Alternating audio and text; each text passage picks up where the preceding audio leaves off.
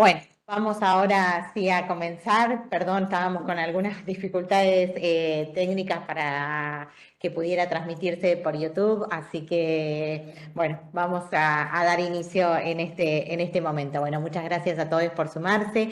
Estamos transitando el seminario Salud y Violencia contra las Niñeces y Adolescencias de la Diplomatura Abordaje Integral de las Violencias Familiares y por razones de género. Vamos a trabajar en este encuentro en particular el módulo denominado Prácticas Aconsejables para el Abordaje Integral de las Violencias contra Niñeces y Adolescencias en el campo de la salud. La idea es poder profundizar, como venimos haciéndolo en el trayecto específico, en los modos de abordaje desde los equipos de salud para poder pensar esas prácticas que habitualmente realizamos, que habitualmente pensamos en equipos y de qué manera podemos potenciarlas y profundizar hacia prácticas libres de violencias. Para eso nos acompañan Angélica del Valle Molina, es licenciada en Trabajo Social por la Universidad Nacional de La Matanza, perito trabajadora social con formación pedagógica del docente para nivel medio,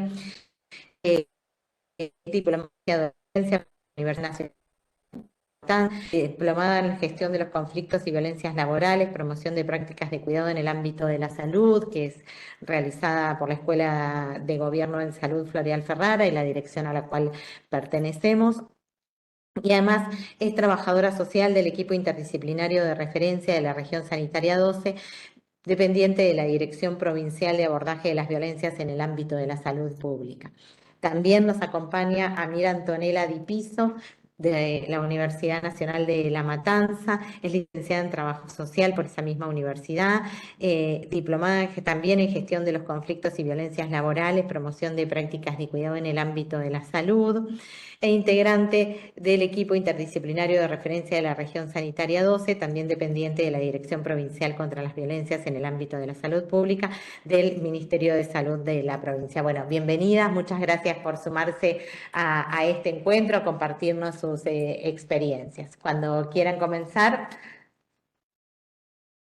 Bueno, ¿qué tal? Buenos días a todos, a todas. Mi nombre es Amira Di Pixo, me acompaña Angélica Molina, acá como nos han presentado. No sé si Angie quería saludar, bueno, si no, Hola, ¿cómo están? así nos reconocen las caras. Bueno, como bien dijo la compañera, somos parte del equipo de referencia de Región Sanitaria 12, trabajamos para la Dirección Provincial contra las Violencias y un poco lo que nos compromete el día de hoy es trabajar la atención de niños, niñas y adolescentes en casos particularmente en casos de violencia sexual. La Dirección Provincial contra las Violencias ha construido en conjunto y en articulación con otras áreas del Ministerio de Salud, publicó el año pasado un instrumento guía que ustedes tienen en la bibliografía para trabajar para que vamos a estar trabajando el día de hoy.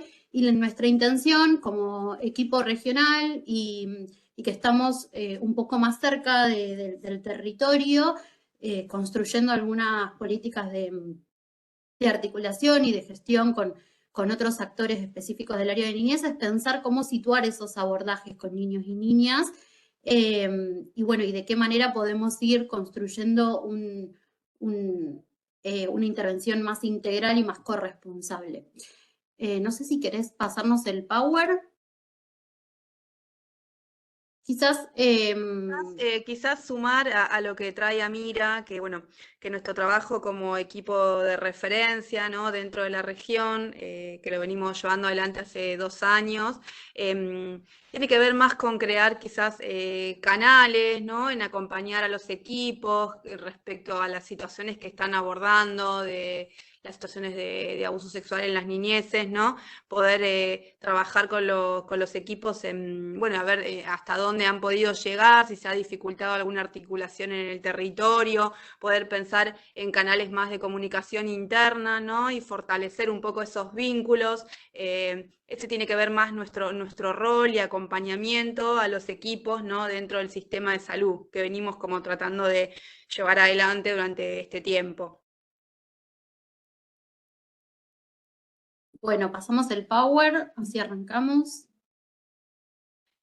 Para arrancar, a nosotras nos interesaba, cuando pensamos el abordaje de situaciones de niños, niñas y adolescentes, particularmente en situaciones de violencia sexual, que son situaciones de complejidad y de gravedad, que requieren una atención prioritaria en el sistema de salud y en otros sistemas también. Nos gusta como pensar desde dónde partimos a la hora de pensar esos abordajes. Seguramente ustedes a lo largo del seminario hayan trabajado previamente, bueno, los cambios de paradigma que tuvo el sistema, lo que hoy conocemos como el sistema de promoción y protección de derechos, que no siempre fue así, sino que veníamos como de un paradigma anterior tutelar.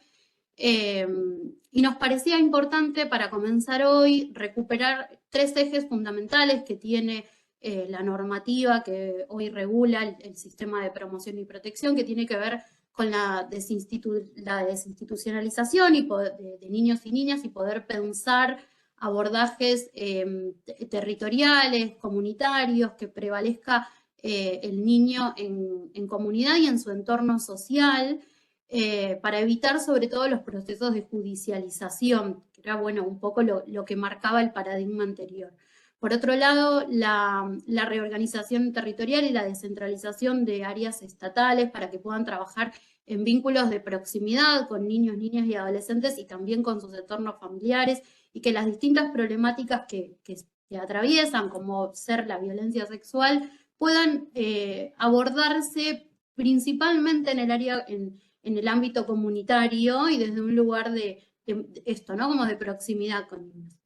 Y por último, el último eje, que es el que nos interesa sobre todo ir trabajando en el día de hoy, y desde dónde pensar la intervención que tenemos los equipos de salud ante estas problemáticas y en el abordaje y en el acompañamiento a niños, niñas y adolescentes, es la corresponsabilidad, que es como ahí un poco pusimos en la definición, la idea con la cual el sistema de promoción y protección piensa que tanto el área del Estado como la sociedad civil o la comunidad organizada y las familias, incluso el propio niño, niña y adolescente pueden trabajar conjuntamente, siempre pensando en el interés superior, ¿sí?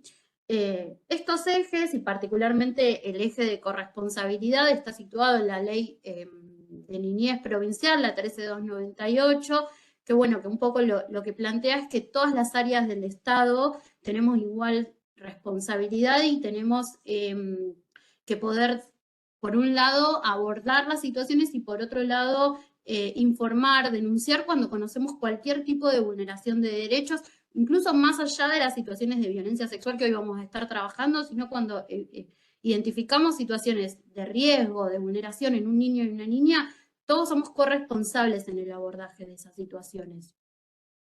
Pasamos el PowerPoint. ¿Por qué nos parece importante quizás traer estos conceptos, ¿no? Porque también es el posicionamiento que como Ministerio de Salud hemos adoptado, ¿no? En este marco de las nuevas políticas públicas y pensar intervenciones más integrales, ¿no? O sea, de donde como Ministerio de Salud también empecemos a trabajar con otros actores, ¿no? Y a poder también incluso tener un acercamiento más cercano con los usuarios del sistema de salud, ¿no? Por eso esto, la corresponsabilidad es un trabajo entre todos, ¿no? Entre salud como en representación del Estado, la sociedad civil, en caso de que haga falta articulaciones que siempre hacen falta, ¿no? Más en estas situaciones. Y con la familia, ¿sí? O sea, el acompañar y el brindar las herramientas que sean necesarias para poder transitar esta situación cuando se devela, ¿sí? Bueno, ¿y hacia dónde vamos con el espacio para pensar conjuntamente el día de hoy, con el material, para abordar las situaciones particularmente de violencia sexual, pero también de otras violencias o de otras vulneraciones que pueden estar atravesando niños, niñas y adolescentes? Un poco la propuesta que tenemos para trabajar hoy tiene que ver con, por un lado, pensar la actuación interdisciplinaria al interior del sistema de salud. Por otro lado, pensar las intervenciones articuladas con otros efectores y con otros organismos que que son igualmente corresponsables en el abordaje de estas situaciones y que los vamos a necesitar cuando tengamos que actuar ante una situación de violencia sexual. Por otro lado, pensar la territorialidad y cómo nos situamos como equipos de salud en la comunidad y en el centro de vida de esos niños, niñas y adolescentes que están padeciendo al momento en el que detectamos o develamos una situación de violencia de salud, de violencia sexual, perdón. Bueno, ¿y qué podemos acá nosotras en el Power les planteamos como, bueno, qué es lo que podemos hacer desde el sistema de salud, muy resumidamente, como un pantallazo general? Bueno, podemos actuar oportuna inmediatamente en la detección o en la develación de situaciones de violencia sexual, identificando también y sobre todo, que bueno, que lo vamos a ir trabajando y desglosando en el día de hoy, identificando adultos que puedan proteger, que puedan cuidar, que puedan resguardar a esos niños y adolescentes, niñas y adolescentes, y cesar la situación de violencia sexual, ¿no? Por otro lado, acompañar a ese entorno y a esos adultos que van a estar como resguardando el tiempo que sea necesario para garantizar la protección y el fin de la situación de violencia, dar orientaciones a esos adultos o a las instituciones, a los organismos que intervengan sobre, bueno, cómo realizar la denuncia respecto a cómo deben ser los procedimientos legales.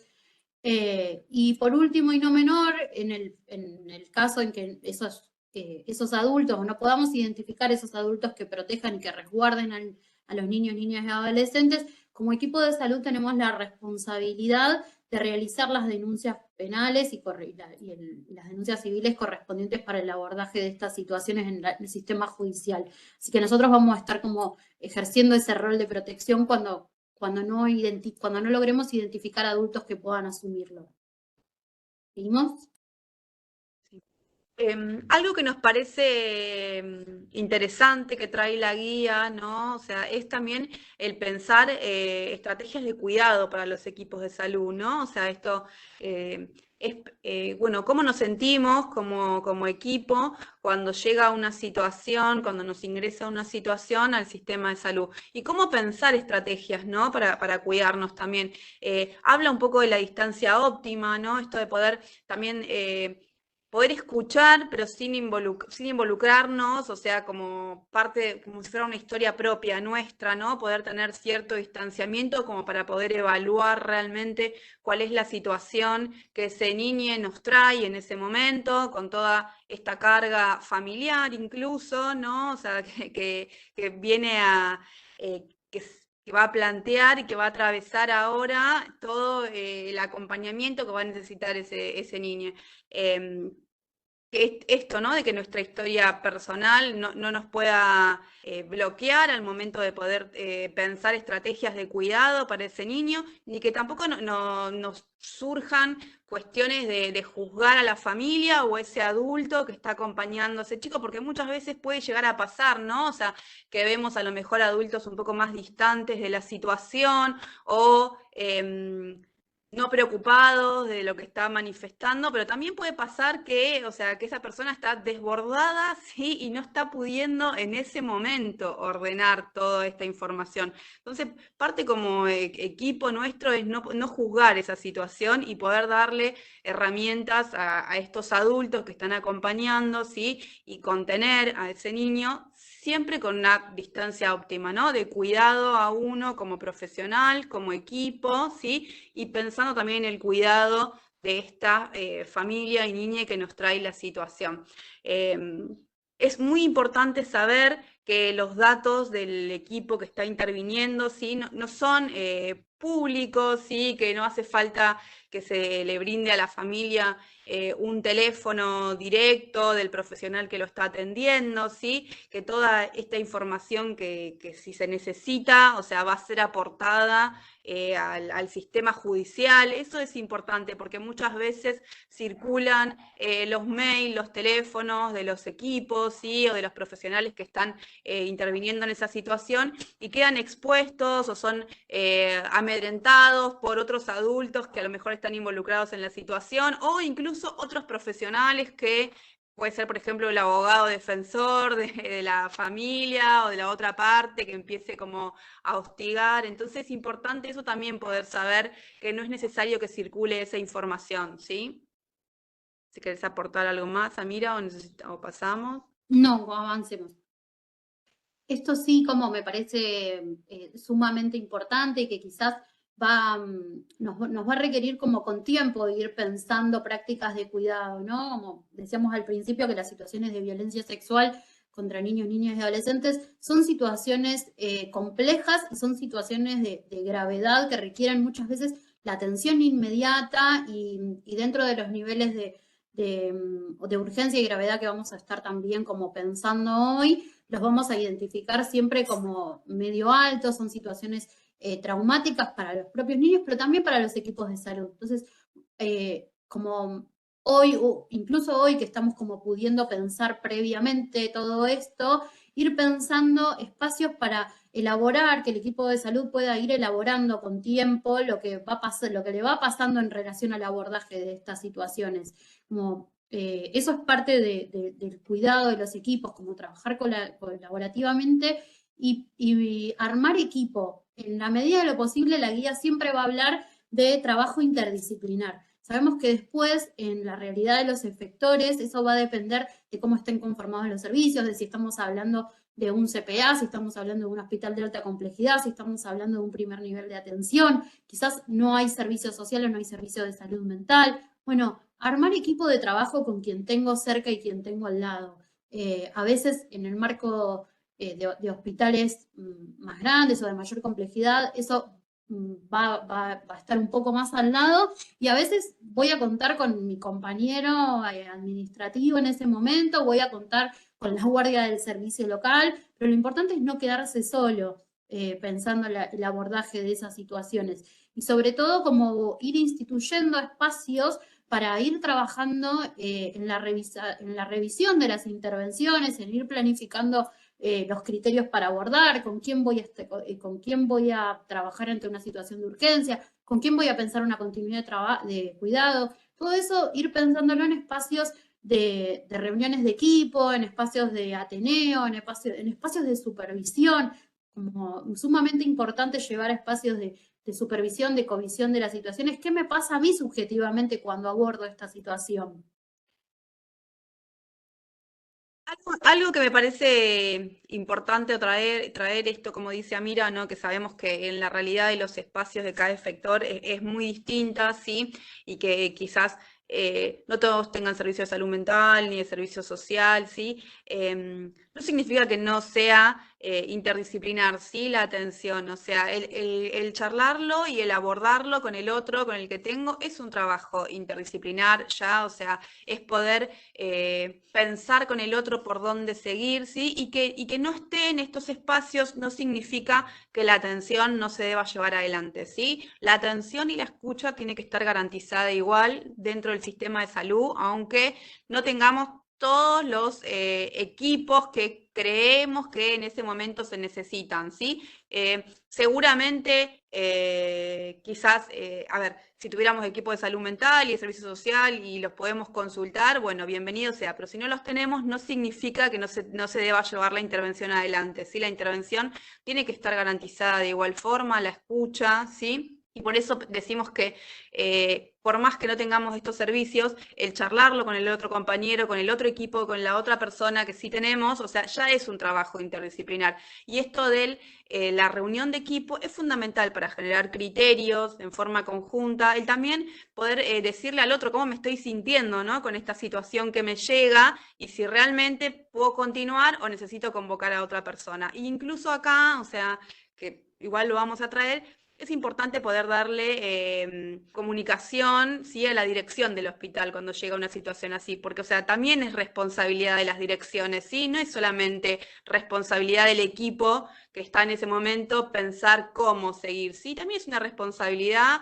de las direcciones asumir, ¿sí? Una tarea activa dentro de esto y acompañar incluso al equipo que está interviniendo. Bueno, en la atención de situaciones de violencia sexual contra niños, niñas y adolescentes vamos a estar pensando, como plantea la guía, 3 momentos del proceso de intervención. Y en el primer momento, que es la develación o la detección de las situaciones, vamos a estar como identificando a su vez distintos escenarios.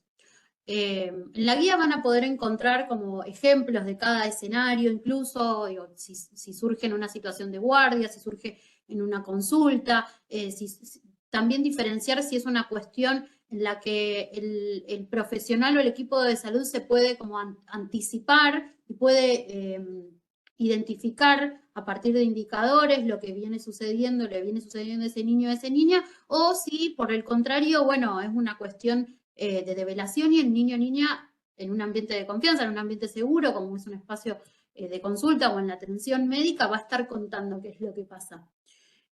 Nosotras, sobre todo, queremos plantear también como incluso como pensándolo como una medida de cuidado, la detección temprana y sobre todo la diferencia la va a hacer para el posicionamiento que tenga el equipo de salud al momento de trabajar con un niño o niña, como en esto de poder pensar preventivamente en algún punto, ¿no? Como anticiparse a el escenario de urgencia en el cual el niño viene a la guardia y devela lo que le está pasando, está con el agresor en la puerta y yo tengo que actuar inmediatamente. Eso probablemente vaya a pasar, pero también nos podemos ir anticipando a eso y bueno, y trabajar sobre todo como desde un lugar más de prevención con estas preguntas de tamizaje que plantea la guía, en espacios de consulta, en espacios de control, ir preguntándole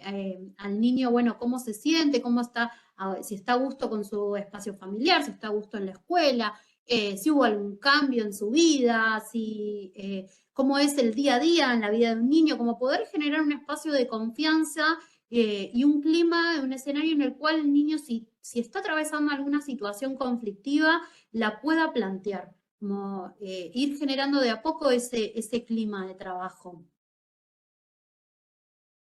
¿Vamos? Acá me gustaría sumar, o sea, algo que la guía trae también, que es muy interesante, es de las identidades, ¿sí? O sea, de las nuevas identidades de género en los jóvenes, que también lo contempla como en el espacio de consulta, ¿sí? Poder traerlo, o sea, cómo se identifica, ¿sí? No asumir el género, porque muchas veces, o sea, los jóvenes que no se identifican con identidades heteronormadas y también atraviesan estas situaciones, o sea, mucho más complejas incluso, ¿sí? Por eso también es importante en estas preguntas y en la detección, ¿sí? También poder habilitar, o sea, cómo se identifica, cómo quiere que lo llamen, ¿sí? O sea, esto que traía, mira, si está a gusto con su cuerpo, ¿sí? Si está todo bien en la casa y si surgiera que, bueno, que no se identifica con alguna identidad heteronormada, ¿no? Bueno, cómo es el acompañamiento que da su familia también, ¿no? O sea, y cómo está viviendo esto, es importante poder, o sea, porque la guía lo trae y nos parece, bueno, sumamente importante poder mencionarlo, que los equipos de salud se empiecen también a acercar a esto, que los jóvenes los tienen súper incorporados, o sea, y lo viven de una forma completamente diferente a nosotros que somos un poquito más grandes, ¿no? Como retomando algo de eso también, parte de generar ese espacio de confianza y pensando en el abordaje de niños y niñas con identidades cis, no cis heteronormadas, uno puede preguntar como directamente cómo llamarlo, cómo nombrarlo, cómo le gustaría que se lo nombre a ese niño o niña.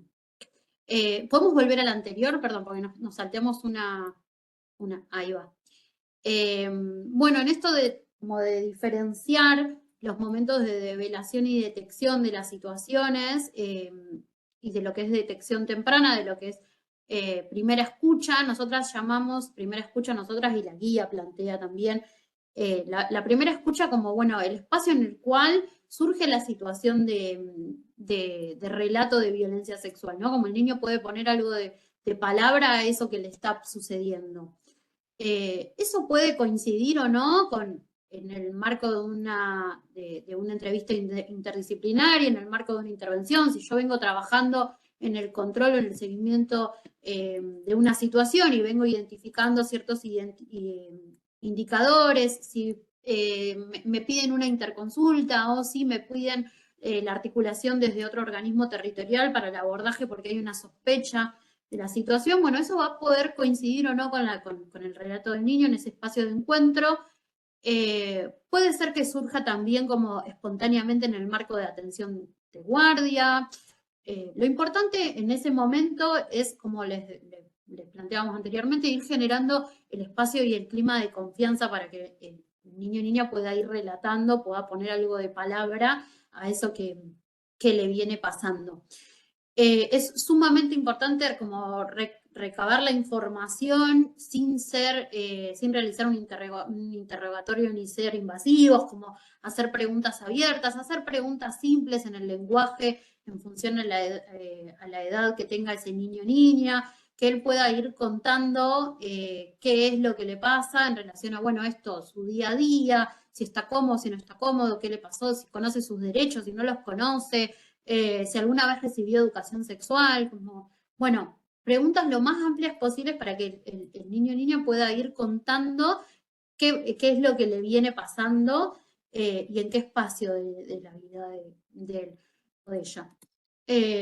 Sumamente importante como no realizar preguntas capciosas, nunca poner en duda el relato del niño o niña, tratar en la medida de lo posible de no repreguntar una y otra vez, y si lo tenemos que hacer, anticiparlo previamente.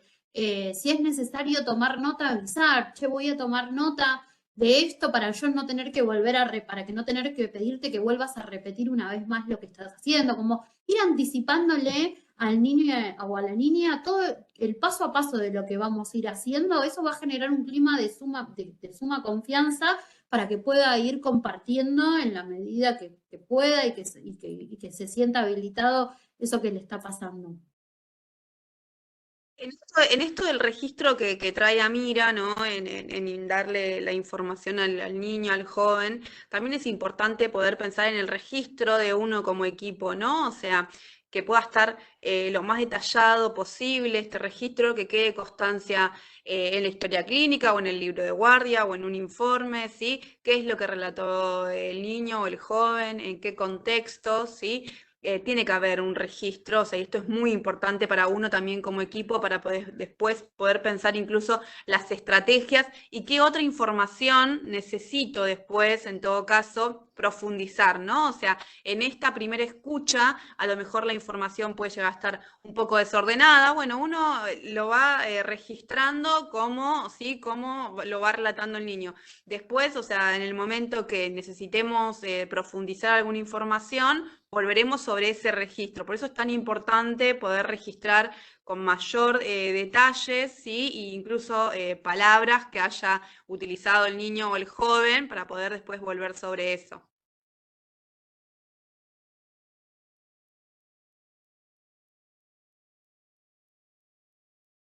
Sigo yo.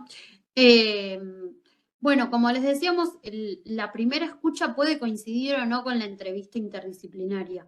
Volviendo un poco a lo que planteábamos al principio de la importancia de generar espacios de trabajo interdisciplinario y que eso va a depender o no de las realidades de cada efector. El profesional o el equipo de salud que interviene es responsable en ese momento de garantizar la atención, el seguimiento y la articulación con los organismos responsables, sea el escenario que sea en el cual surja la situación de relato de la situación de violencia sexual.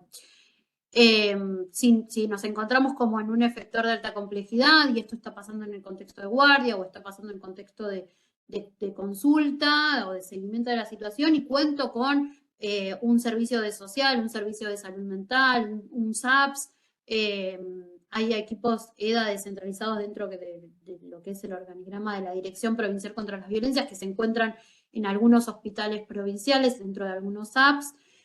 Podemos pedir la interconsulta y el trabajo interdisciplinario con estos equipos y generar los espacios este espacio de entrevista entre ambos profesionales o entre ambos equipos con alguien que después pueda llevar adelante la intervención más social. Esto no quita que si nosotros ya realizamos el espacio de escucha y ya pudimos relevar todo lo que veníamos diciendo en relación a la situación de violencia sexual, esto no necesariamente tiene que volver a darse.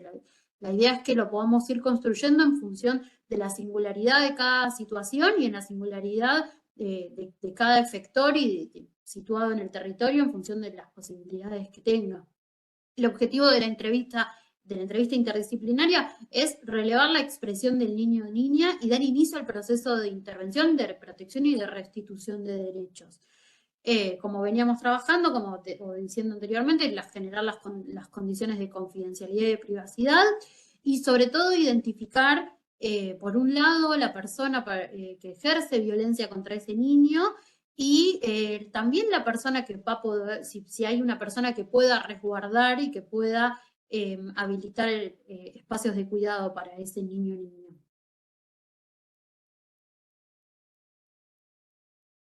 Sí, también pensar, bueno, y evaluar integralmente, ¿no? La salud de este niño, de este joven, o sea, para poder realmente evaluar cuál es el riesgo también de la situación, ¿no? Tenemos que poder saber cuál es el tipo de violencia, sí, que ha vivenciado este niño, sí, la reiteración, sí, desde cuándo esto pasa, si han habido otro tipo de violencia, si tenemos posibilidad de que esto vuelva a repetirse, ¿sí? Ahí tendríamos que poder saber si es alguien cercano a la familia, en qué entorno se mueve este niño, ¿sí? O sea, y qué tan cercano es el vínculo con la persona agresora, ¿sí?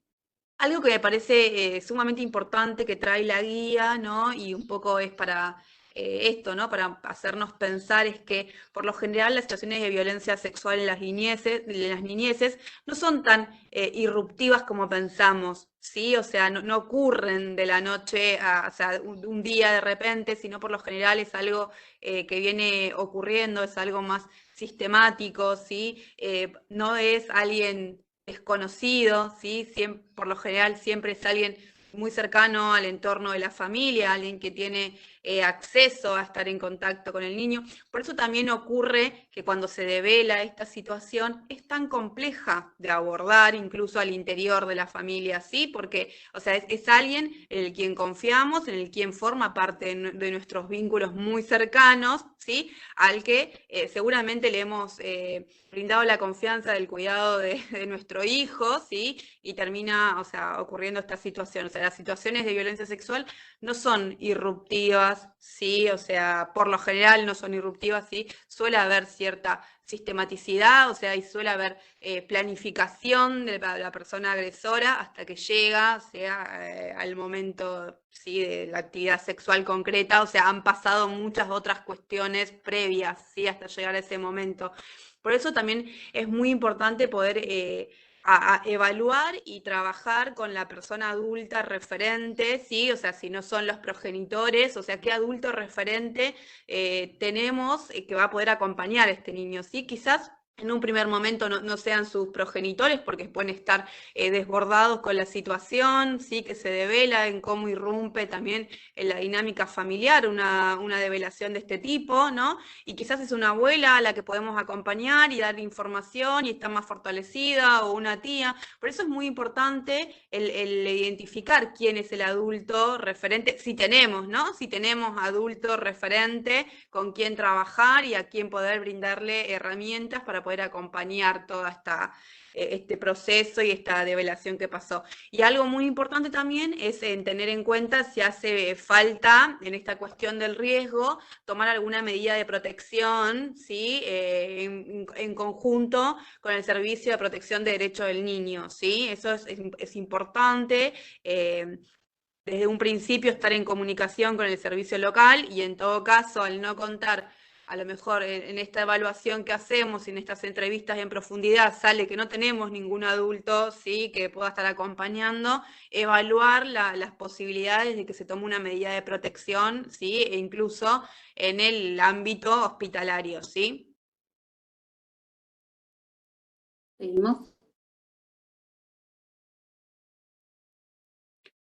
Bueno, en esto de la valoración de la salud integral y la evaluación del riesgo es un poco todo lo que traía Angie, ¿sí? Como lo que vamos a hacer en ese momento es un diagnóstico situacional de la historia de vida de ese niño o niña y de su familia. Vamos a estar relevando el tipo de violencia, la reiteración, la sistematicidad de la situación, si hay otras formas de violencia también. si la violencia se da en un espacio convivencial o no convivencial, si hay posibilidades de repetición de esa situación de violencia. Eso nos va a marcar el nivel de riesgo, ¿sí? Si la persona es conviviente, si no es conviviente, si es del entorno familiar o no. Si hay riesgo de la integridad psicofísica de ese niño o niña, si hay riesgo de la integración de las condiciones de salud mental también, digo, cómo está subjetivamente. Todo eso lo vamos a ir identificando en esa entrevista interdisciplinaria y vamos a ir armando la evaluación del riesgo y la valoración.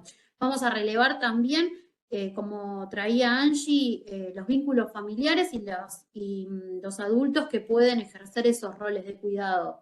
Y no menos importante también, como si hay otras instituciones formando parte de la vida de ese niño o niña que puedan en un segundo momento, en un tercer momento, más a mediano plazo, continuar acompañando en las estrategias de reparación, en las estrategias de continuidad de cuidados. Ese niño va a la escuela, participa de algún club, tiene algún referente en el espacio donde hace deporte, con el que se sienta cómodo, con el que pueda después generar algún vínculo, o quizás ya tiene algún vínculo construido con alguna vecina, con quién, bueno, cómo es el entorno social de ese niño o niña que después nos permita ir sosteniendo la estrategia que planteemos más adelante.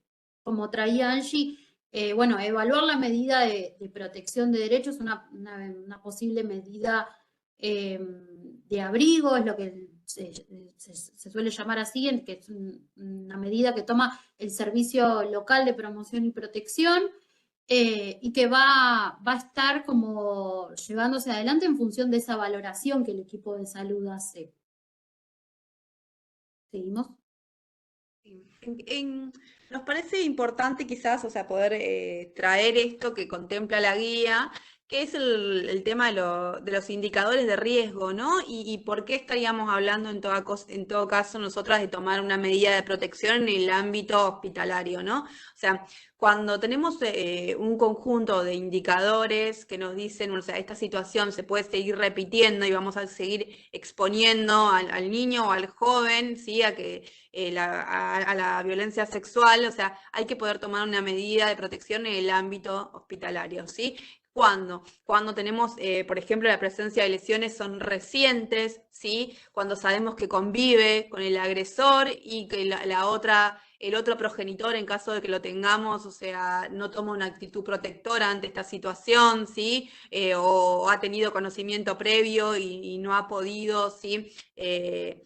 Iniciar ninguna medida de resguardo para su hija, ¿sí?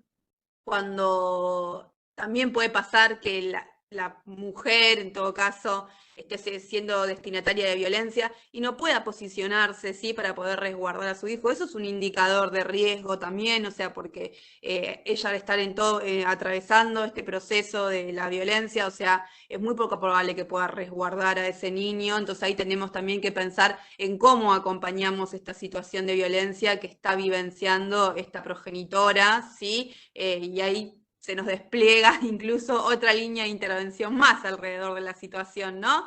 Si hay algún padecimiento de salud mental con la persona, con el adulto responsable que tendría que estar resguardando a este joven, a este niño, ¿sí? Si hay algún problema de consumo problemático, esos son indicadores que nos podrían dar motivos, y el conjunto de estas situaciones nos puede dar un riesgo alto de que la situación de violencia sexual siga ocurriendo y seguiríamos exponiendo al niño, entonces por lo cual sería necesario poder tomar una medida de abrigo en el ámbito hospitalario, siempre en conjunto con el servicio de protección, ¿sí? No es una decisión que como equipo de salud, ¿sí? Tomemos en soledad. Esto es importante poder trabajarlo con el organismo de niñez, que es el que corresponde y tiene la injerencia en todo caso para decir, bueno, sí vamos a alejar a este niño de su vínculo familiar por tal y tal motivo. Entonces, esto es importante, ¿sí? O sea, nosotros en forma conjunto con el equipo del Servicio de Protección de Derecho del Niño se toma la decisión, ¿sí? No el equipo de salud en soledad, ¿sí? Pasamos esta también, que bueno, acá está un poco resumido lo que traía Angie en relación a cuándo se considera la internación hospitalaria como una medida de resguardo. Bueno, ahí está en pantalla un poco todo lo que traía ella. Seguimos una vez más.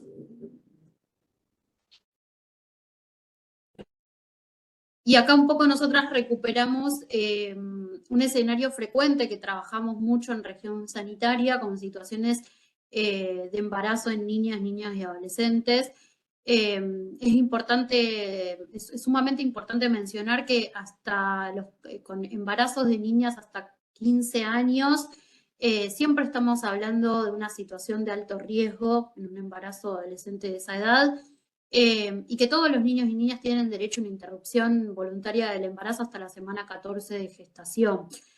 En las regiones sanitarias existe una mesa de trabajo, que es la mesa regional de niñas no madres, que plantean, según la realidad de cada región sanitaria, un protocolo de actuación ante estas situaciones. Nos parece importante mencionarlo, no les compartimos el de región porque la idea es que lo puedan como ir pensando situadamente en función de la realidad de cada región y de los efectores de cada región, pero sepan que cuentan con esta mesa regional, que es una mesa conformada por referentes de distintos programas, programa de salud sexual, el programa el materno-infantil, cunitas, en algunas ocasiones formamos parte de los equipos de referencia también de esa mesa, y la idea es trabajar interdisciplinariamente y conjuntamente las situaciones de complejidad. Como sí nos parece sumamente importante mencionar que ante la presencia de un embarazo en un niño, niña o adolescente, siempre hay que tener en cuenta la posibilidad de que sea una situación de violencia sexual, por lo que es desde el primer momento en que se presenta ese escenario al sistema de salud, es sumamente importante, como se trata de una situación de complejidad, establecer una línea de trabajo interdisciplinaria, integral, generar las interconsultas correspondientes, que si no hay equipo de servicio social o de salud mental en el lugar donde se atiende, bueno, generar esos espacios en otro lugar, avisar al Servicio Local de Protección y Promoción de Derechos, y por supuesto, si el niño o niña se muestra dudoso con la decisión de maternar, acompañar en la elaboración de eso y no dar por hecho el deseo de maternar. ¿Seguimos? Bueno, acá nosotras les traímos una experiencia territorial. Como mencionábamos al principio, en relación a poder generar un rol activo y un posicionamiento protagónico del equipo de salud al momento de identificar y detectar tempranamente estas situaciones, y en esto que traía también Angie, de siempre la estrategia construirla en comunicación con el servicio local o el servicio zonal de promoción y protección de derechos de cada municipio.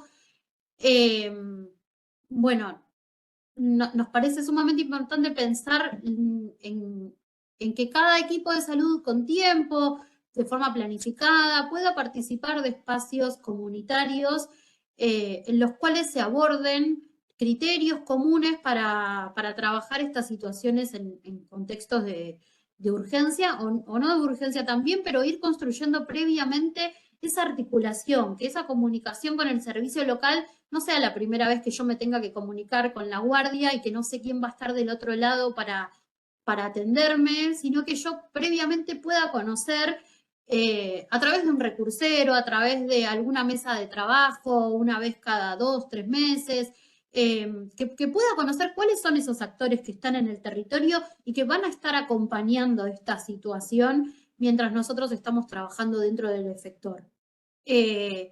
No sé si yo puedo compartir pantalla.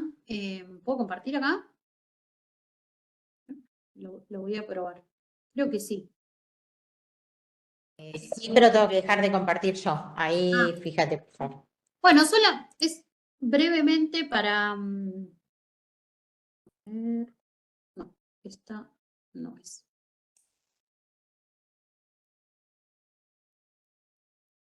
Tengo unas dificultades técnicas.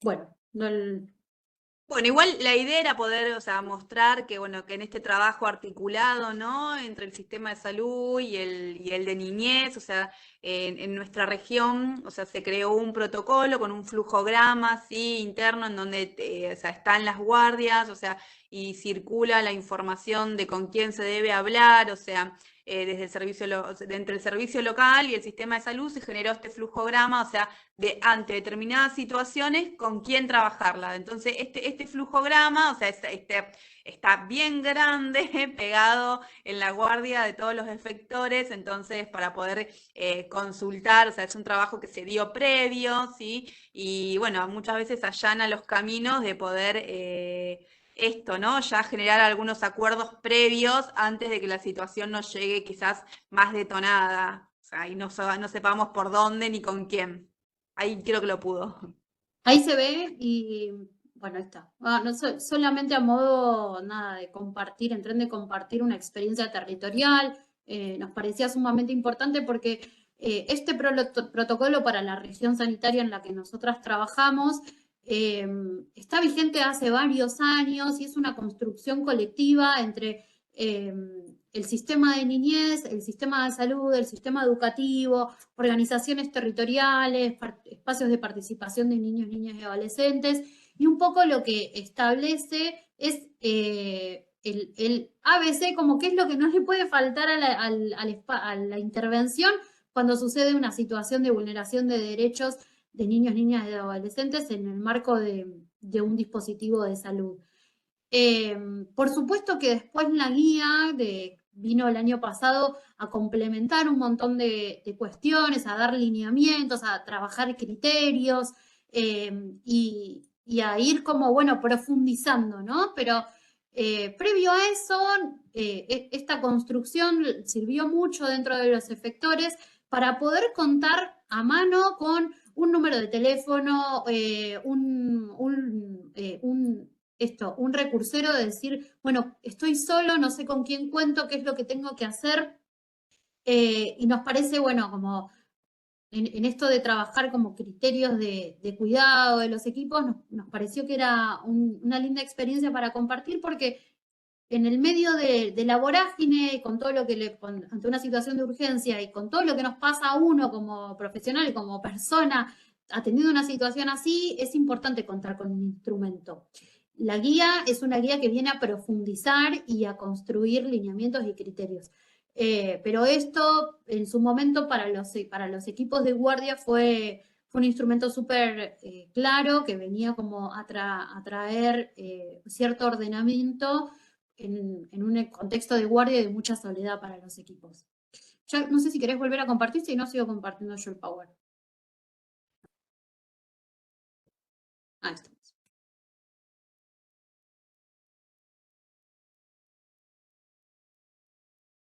Bueno, ese lo podemos pasar y un poco lo que traíamos era esto de poder establecer previamente la comunicación con el servicio local. Si no conozco el servicio local del territorio, bueno, poder presentarnos, poder generar un espacio de diálogo, como anticiparnos al escenario de la situación de develación y detección de las situaciones de violencia sexual y poder construir esos lazos previamente, como ir acordando, saber en qué horarios atienden, saber si tienen guardia activa, si tienen guardia pasiva, si es un servicio local que se va a poder hacer presente al momento de una situación de urgencia o no, o quizás solo cuenta con algunos números de teléfono en algunos horarios, como poder ir relevando previamente toda esa información va a traer al momento de abordar una situación de violencia sexual mucha claridad. Sí, algo que pusimos ahí en la filmina, sí, o sea, que funciona acá en nuestra región, es que por lo general el servicio local, o sea, da una nota de permanencia, sí, de que el niño está internado con una medida de resguardo, donde figura, sí, quién es el cuidador en todo caso, o si está a la espera de una vacante institucional, ¿sí? Eso son acuerdos que se han hecho y que funcionan acá en nuestra región, y que igualmente cuando se da, o sea, el alta, también el servicio local envía una nota de egreso, ¿sí? O sea, que también están dadas las condiciones como organismo de niñez de dar el alta. Eso es importante, o sea, es algo que funciona acá en nuestra región, ¿sí? Y en relación al segundo momento, como bueno, en este despliegue de estrategias de protección y las responsabilidades legales que tiene el sistema de salud y el equipo de salud para denunciar la situación, esto un poco va a depender de la singularidad de cada situación, de la singularidad del equipo y de las posibilidades que tenga el territorio, que tengan las familias, que tengan los efectores y la comunidad en la cual estamos trabajando. De esto va a depender sumamente el diagnóstico que nosotros hicimos previamente en la valoración de riesgos. Si nosotros en la valoración de la situación y en la evaluación del riesgo pudimos identificar otros actores, pudimos identificar la escuela, pudimos comunicarnos previamente con el servicio local, pudimos identificar que, no sé, aparte de el grupo familiar conviviente de la mamá, papá, tiene una abuela con la que tiene mucho vínculo y que vive en otro lugar, y que podemos contar con otras personas. Bueno, de ahí vamos a ir armando una estrategia de intervención que se adapte a la singularidad de ese niño, a la singularidad de esa familia, a la singularidad del territorio también. Nos parece sí sumamente importante mencionar que al momento de realizar la denuncia penal por la situación de violencia sexual, si bien la denuncia es obligatoria y hay que realizarla, y si no la realiza los adultos responsables, la tiene que poder realizar el equipo de salud, lo que nosotros recomendamos y lo que la guía también sugiere es no hacerla de forma inmediata, sino planificarla. Por eso insistimos tanto en la vinculación y en la comunicación previa con el servicio local para poder decidirlo conjuntamente en función de la estrategia de intervención. La denuncia es una parte más de la estrategia de intervención con ese niño, con esa niña.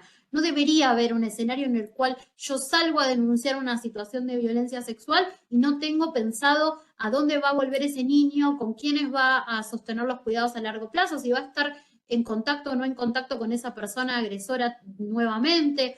Todo eso tiene que estar más o menos pensado al momento de realizar la denuncia, ¿sí?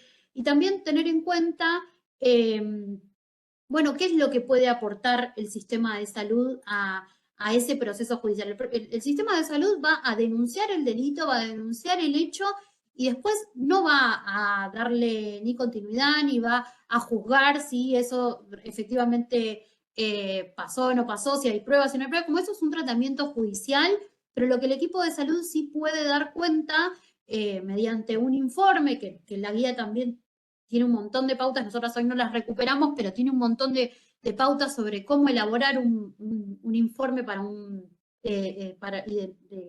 tanto para el servicio local como para enviar al Poder Judicial en relación a la situación de violencia sexual. Bueno, poder dar cuenta de lo que se relató en ese espacio de entrevista interdisciplinaria, poder dar cuenta de los indicadores que nosotras evaluamos, tanto al momento de la entrevista como en el examen médico del niño o niña, si se realizó un laboratorio, si realizó un espacio psicoterapéutico. Nosotros vamos a poder dar cuenta de todo eso en el informe y también dar nuestra valoración como equipo profesional. Vamos a poder hacer recomendaciones sobre cómo debería continuar el escenario de cuidado de este niño o niña.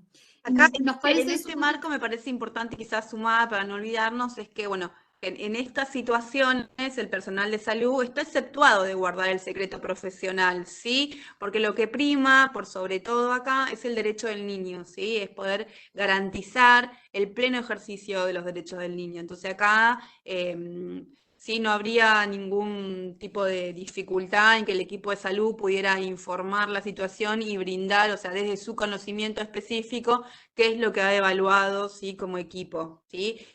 Otra cosa, o sea, esto de pensar la denuncia como parte de la estrategia, ¿sí? Y no salir quizás corriendo a denunciar cuando no tenemos los elementos suficientes, ni hemos trabajado en forma conjunta con el servicio local, evaluando la situación, o incluso evaluando a los adultos, ¿sí? Referentes. Es que muchas veces después las denuncias, al estar vacías de información o de los elementos que necesita la justicia para investigar, terminan archivadas, ¿sí? Por eso es tan importante, o sea, porque ¿qué va a buscar? El fuero penal lo que va a hacer es investigar el delito para poder llegar, en todo caso, a dar alguna sanción, ¿sí? En paralelo, estas denuncias se hacen también en instancia civil, que lo que buscan es el resguardo del niño, ¿sí? Activar medidas de protección alrededor de ese niño o la familia incluso, donde se dan, por ejemplo, perímetros de seguridad, cese de hostilidades, si la persona es cercana al domicilio. Por eso siempre se hace en las dos instancias, ¿sí? Se hace en la instancia penal, que es la que va a sancionar y va a poner en todo caso el foco en el delito, y en la instancia de familia, el fuero civil, va a dar todo lo que tenga que ver las medidas de protección, ¿sí? Hacia la familia y el niño. Seguimos en la otra mina. Bueno, retomando un poco todo esto que decíamos en relación a la denuncia, como, bueno, tener en cuenta y sobre todo al momento de trabajar con los adultos responsables o los adultos que nosotros evaluamos que van a poder habilitar un espacio de cuidado y de resguardo para ese niño o niña. Bueno, transmitir, por supuesto, que la denuncia es una obligación para la familia, para cualquier persona que tome conocimiento, incluso para el personal médico también, pero que bogamos para que la realice la familia, sobre todo porque es una instancia reparadora para ese niño o niña, saber que dentro de su vínculo familiar, dentro de la persona que conoce, que quiere, que forma parte de su cotidianidad, esa persona va a poner a resguardo denunciando el hecho, va a permitir que cese la situación de violencia, como todo eso va a trabajar subjetivamente en la posición de cuidado y de creencia de que el niño o niña constituye esto como un escenario de reparación. Bueno, después por otro lado esto que decía Angie en relación a que el personal de salud está exceptuado de guardar el secreto profesional en estos casos, la denuncia es obligatoria para los empleados y empleadas públicas. Por otro lado, bueno, realizarla siempre en posterior y en comunicación y en acuerdo con el servicio local, esto ya lo hemos dicho en varias oportunidades. Y también esto que dijimos hoy, ¿no? O sea, de involucrar a las autoridades del efector, ¿sí? O sea, dárselo por escrito, que llegó, entró tal situación, y cuál es también el posicionamiento que toma la dirección del efector ante estas cuestiones, ¿no?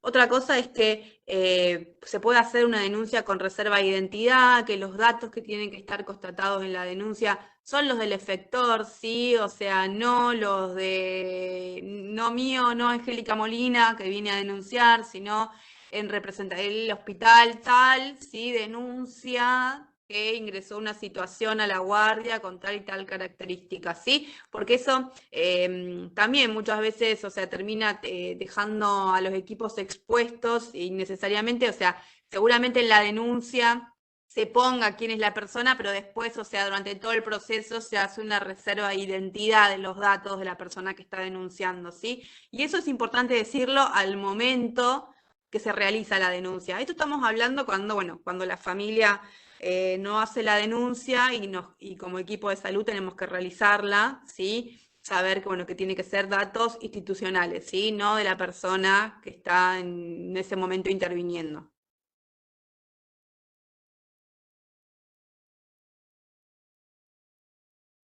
Y pensando en esto de las estrategias, o sea, el pensar después el cómo continuamos, ¿no? O sea, cómo seguimos, o sea, después de hacer la denuncia, después de haber detectado que esta situación quizás es de alto riesgo, que están dadas las condiciones de que este niño o joven regrese a su casa, a su familia, ¿sí? Ahí pensar, o sea, en qué acuerdos necesitamos realizar, incluso dentro del efector, ¿sí? O sea, para poder garantizar el acompañamiento y los controles médicos para este niño, e incluso en espacios para acompañar a los adultos, ¿no? O sea, a un adulto, o sea, que se le devela toda esta situación, irrumpe en la dinámica familiar de una forma, ¿sí? Que desorganiza todo, ¿sí? Entonces, el también poder trabajar y dar herramientas que fortalezcan, ¿sí? A estos adultos que tenemos para trabajar. Algo también esto, cómo van a ser los recursos, cómo vamos a asesorar, si necesitamos seguir asesorando a la familia en cómo viene el proceso.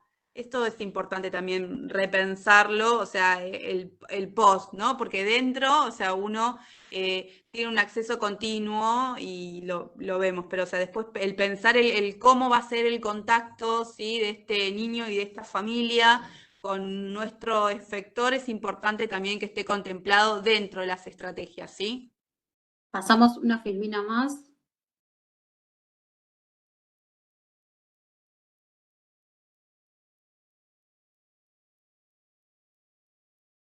Ahí estamos.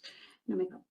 Bueno, ahí está un poco resumidamente lo que traía Angie y también un poco como el momento de la continuidad del abordaje, es como medio un momento en el cual uno evalúa todo lo que estuvo actuando en el momento de develación, de detección, de urgencia, en la comunicación con el servicio local, en el momento de la denuncia, como es un momento en el cual uno viene a hacer como una pequeña síntesis y piensa bueno, cómo continuar ya con otros, ¿no? Esto que traía Angie, como de poder volver a recuperar el estado de salud del niño o niña y brindar la atención que sea necesaria de acuerdo a los efectos que ocasionó, si requiere un espacio terapéutico, si requiere un laboratorio, si requiere una interconsulta con algún servicio en particular, si tiene lesiones, bueno, va a requerir volver en un tiempito o podemos como darle una continuidad también incluso como a otro efector pensando en otro nivel de atención. Quizás lo atendimos en un nivel de complejidad y una vez cesado el riesgo y la urgencia, esos controles y esos turnos los podemos brindar en un primer nivel de atención, en un centro de salud más cercano al domicilio, donde forme más parte de su centro de vida y su cotidianidad. Eso es parte también de la estrategia intersectorial y que la vamos a estar pensando con otros organismos de protección. Volver a recuperar la situación legal, cómo quedó, si está hecha la denuncia o no la hizo o no la realizó. Quizás la situación se fue del efector o la familia egresa del efector con un acuerdo en que la familia iba a realizar la denuncia porque el agresor, la agresora no era conviviente, no había un escenario de riesgo alto, entonces pudimos como dar lugar bueno, que la familia se comprometa a realizar esa denuncia, bueno, darle seguimiento, ¿se realizó o no se realizó esa denuncia? ¿Cuáles son el estado de las medidas de protección que fue mencionando Angie también hoy? Y también qué recursos hay en el territorio, como asesorar y acompañar y orientar para que eso se pueda dar, con qué contamos en el territorio, qué programas de niñez aparte del servicio local hay algunos programas de fortalecimiento familiar, hay espacios de participación para esos niños, requiere alguna interconsulta con algún centro de salud mental, con algún CPA, bueno, ¿quién va a estar luego en el día a día acompañando las estrategias de reparación de eso que pasó? Creo que una más y ya estamos. Sí, la que sigue igual, o sea, también trae todo lo mismo, ¿no? De recuperar, o sea, y poder garantizar, o sea, que realmente haya un seguimiento post, ¿no? Post salida de la internación, o sea, nuestra intervención como equipo de salud, o sea, no termina en ese momento en donde se da el alta, sino también poder garantizar el acceso, ¿sí? A esta continuidad, o sea, de los tratamientos que hagan falta, ¿sí? Eso es importante. Ahí, bueno, termina quizás nuestra exposición. Sabemos que es un montón lo que decimos, sabemos que por lo general cuando irrumpe, ¿sí? Dentro de la guardia o dentro de un efector, una situación de este tipo, no se encuentra quizás desordenado, no se encuentra solo, no se encuentra con poca información, ¿sí? Y pensamos que lo mejor es, o sea, salir corriendo y denunciar y ver cómo cuidamos, no, por eso quizás traemos también que es importante pensar desde antes, ¿no? O sea, incluso en espacios de consulta, o sea, de poder habilitar la palabra de los jóvenes y de los niños, ¿no? O sea, a ver si está surgiendo alguna otra cuestión, o sea, quizás este momento es el ir, que puedan ir incorporando algunas preguntas, que puedan llevarse algo de información de qué importante es trabajar con el otro, ¿no? De consultarle a ese compañero que tengo cercano, de que no significa que porque no tengo un espacio de salud mental la intervención no se tiene que llevar adelante. Esto nos trae la guía, ¿no? El repensarnos como equipo de salud. Es muy clara, es muy ordenadora, ¿sí? Si todavía no la leyeron, las invitamos a que la lean porque es sumamente ordenadora y clara, y marca esto, ¿no? Marca este nuevo posicionamiento y este cambio de paradigma que hablábamos hoy en un principio sobre abordajes integrales y corresponsables, ¿no? Que es a lo que apunta el sistema de salud en este momento, ¿no? O sea, de poder traccionar lo que se venía instituido desde hace mucho tiempo y empezar a dar abordajes mucho más integrales y amplios en conjunto con otros, ¿no? Pensar el sistema de salud integrado al territorio, o sea, no el sistema de salud aparte, ¿no? El sistema de salud parte del territorio generando acuerdos con los organismos y las instituciones que son necesarias para garantizar el cumplimiento pleno de derecho de todos los usuarios del sistema de salud. O sea, eso nos parece que es fundamental que quede en claro, ¿no? Y que la guía, o sea, este es el eje fundamental de la guía, ¿no? El pensarnos de una forma integral y en conjunto con otros.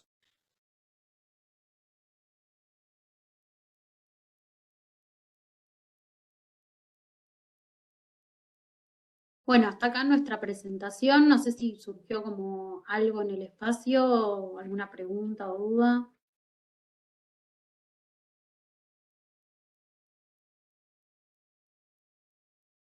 Sí, acá hay una consulta que dice, ¿cómo se informa a la institución o a quién debe ser si me llega un caso del personal de enfermería, por ejemplo, a un triage? Bueno, si el centro de salud no cuenta con equipo interdisciplinario, no cuenta con servicios sociales o algún SAPS, hay que comunicarse al servicio local, ¿sí? Al servicio local o al servicio zonal de protección de derechos. Eso va a depender de dónde esté situado el centro de salud o el efector de salud. Cada municipio tiene su propio sistema local y el zonal responde a de algunos municipios agrupados. Eso va a depender de qué lugar. Si no tienen esos, como no conocen esos dispositivos o nunca tuvieron la oportunidad de encontrarse con ellos, hay dos maneras. Por un lado, la guía, al final de la guía tienen un recursero muy básico, pero bueno, con algunos mails y algunos teléfonos de programas generales del Ministerio de Salud y de otros programas también del área del Organismo Provincial de Niñez, en donde pueden pedir esa información. Y la otra opción, si no, y que es la que nosotras siempre bogamos y recomendamos, es como cuando trabajamos en la región, es que se contacten con el equipo de referencia de su región sanitaria o con el equipo de referencia de la Dirección de Violencias o con algún equipo de niñez que trabaje en región, de la subse de salud mental o del programa materno infantil, que pueda generar esos espacios de comunicación, de diálogo, si todavía no existen o no han podido relevar esa información, bueno, que se apoyen en los equipos regionales para construir esas articulaciones. Pienso que a lo mejor internamente también, o sea, es importante, o sea, poder convocar o al supervisor de turno o al jefe de guardia que esté en ese momento, ¿sí? Pensando también en más canales institucionales, ¿no? O sea, lo que trae Amira tiene que ver, o sea, el con quién vamos a seguir trabajando la situación, pero internamente pienso que, bueno, que es importante involucrar o al jefe de guardia o al coordinador del servicio, darle parte de esta situación, incluso, o sea, no solamente verbal, sino por escrito, que es lo que mencionó al momento donde se está haciendo el triage, ¿sí? Y ahí, o sea, el jefe de guardia tendrá que hacer la comunicación que corresponde también con el director, o sea, y ya abrir canales institucionales de por dónde se va a seguir, ¿sí?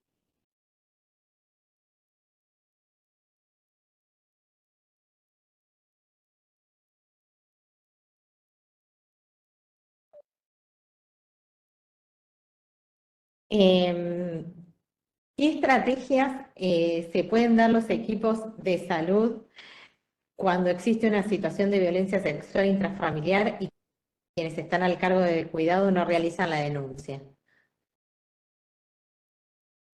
Bueno, en ese momento habría que ver como al momento de la no realización de la denuncia, si todavía el niño y niña está hospitalizado, pero tengan en cuenta como una internación social como una posible medida de protección. Por eso es sumamente importante la comunicación con el servicio local, porque esa internación social va a estar mediada por una figura legal que es una medida de protección.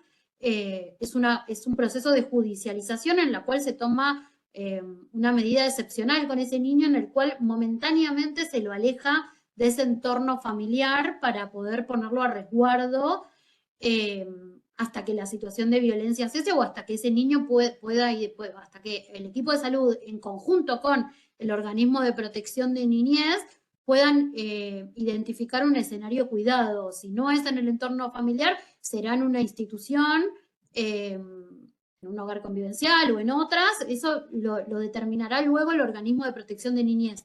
Por eso es importante como la comunicación desde el primer momento con este organismo, que es, después de todo, quién va a estar a cargo, si la familia no logra resguardar, quién va a estar a cargo del resguardo de ese niño. Nosotros como sistema de salud vamos a estar colaborando en ese proceso, poniéndolo a resguardo momentáneamente en una internación social, hasta que pueda el organismo tomar las medidas que requiera, ya sea o para trabajar en el fortalecimiento de esa familia, en la problematización del escenario de violencia para que efectivamente puedan realizar la denuncia, o identificando un nuevo escenario de cuidado también.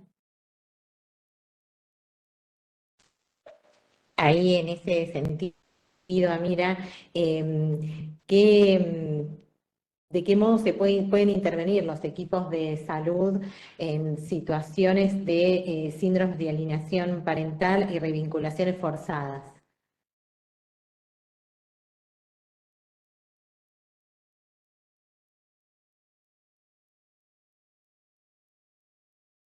Bueno, ahí tener en cuenta primero que de garantizar un espacio de escucha, de escucha para el niño, que es un espacio psicoterapéutico, y informar en esto que decíamos al principio, en algún momento, en relación a los informes, como cuando uno denuncia la situación de violencia sexual, ya sea al servicio local o el equipo de salud realiza la denuncia penal, poder dar cuenta del relato de ese niño y de todo lo que viene elaborando el niño en relación a la situación de violencia sexual, si es que está sosteniendo un dispositivo terapéutico de salud mental, y el equipo da recomendaciones. En relación a la pregunta como de qué manera el efector puede intervenir si hay un síndrome de alienación parental, bueno, uno puede dar cuenta del acompañamiento que viene haciendo en relación al niño, pero después es el sistema judicial quien va a trabajar y va a decidir en función de si es necesario esa revinculación o no. Uno puede dar cuenta si viene realizando un espacio de acompañamiento terapéutico con ese niño, bueno, qué es lo que viene elaborando ese niño en ese espacio terapéutico, qué es lo que se viene escuchando, cómo se viene trabajando, si han surgido algunos traumas, como bueno, ir en la intervención con el niño, pero después quien trabaja, quien decide la vinculación, si es sí o no con ese papá y con esa mamá, es el sistema judicial. Sí, quizás eso es externo, o sea, a los equipos de salud, ¿no? O sea, el tema de lo que tiene que ver con la vinculación, o sea, o limitar el contacto, sí, de los niños con estos adultos, o sea, quizás ahí es complejo que por un lado seguramente quizás la fiscalía esté llevando adelante la investigación de este delito y quizás el fuero de familia esté pidiendo alguna revinculación. Entonces ahí es donde entra, o sea, la complejidad, o sea, de toda la situación a evaluar, o sea, ahí lo tienen que evaluar los equipos del sistema judicial.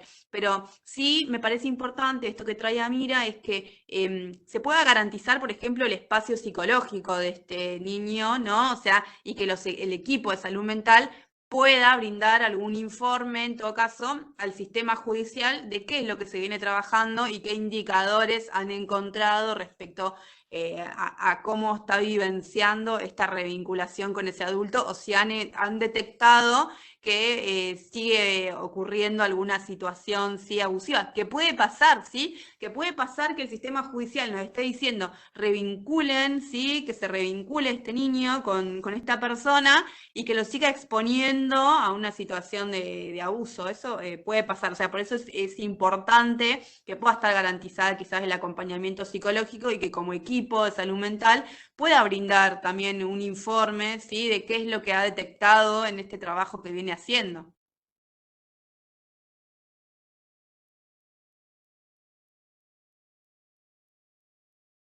Bueno, gracias Angélica y Amira, súper claras, la verdad que mucho para profundizar. Quería retomar algunas cuestiones que un poco ustedes fueron trayendo, pero también para que nos llevemos para reflexionar en el marco de la diplomatura y del abordaje de las violencias en general y en especial contra niñas y adolescentes.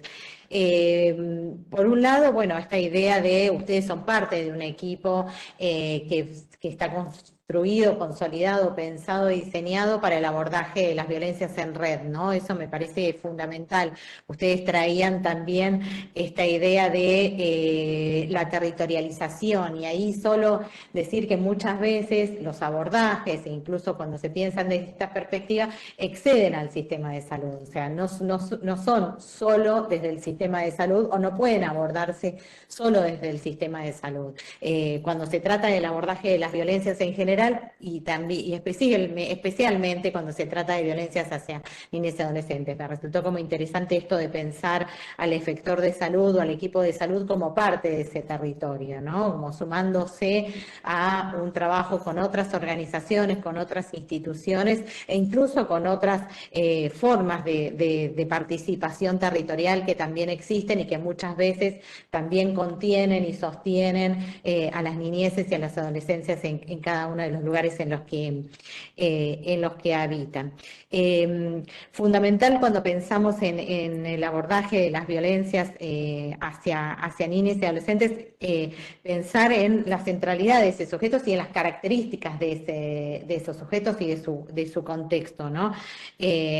No solo pensar aislado a ese niño, niña o adolescente, sino también el contexto en el que habita, cuáles son las posibilidades de sostén que existen, qué referencias de sostén, de cuidado, pueden identificarse para acompañar también la situación de violencia, ¿no? Como no perder de vista quién está transitando la violencia y quién es sujeto de la intervención. Y digo de la intervención y no de intervención, ¿no? Porque muchas veces cuando desde una mirada adultocéntrica se piensa a las niñas, a los adolescentes como sujetos de intervención, ¿no? Entonces todos estamos mirando para intervenir sobre esa situación, sobre esa corporalidad, sobre esa violencia, y sin embargo es necesario pensarlos como sujetos de la intervención también. Son sujetos que tienen algo para decir respecto también de cómo transitar esos abordajes. Me parece que eso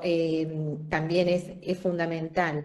Y en ese sentido, sentido, hacia el interior del equipo de salud, digo, y pensando en las posibilidades de poner la palabra de esos niños y de esos adolescentes, también pensar esos abordajes, más allá de la responsabilidad que implica la identificación de una situación de violencia sexual contra niños y adolescentes, también pensar cómo nos involucramos, ¿no? Cómo en esa escucha nos involucramos. Si intervenir es solo si intervenir o incidir en esa situación para el cese de la violencia. Muchas veces nos ajustamos a determinados pasos o determinados protocolos y es necesario pensar cómo se incide en esa situación, ¿no? Es decir, no es solo una intervención correcta o eficiente, sino también cómo se incide, cómo se avanza hacia el cese de las violencias, un poco esto que traían ustedes en el recorrido.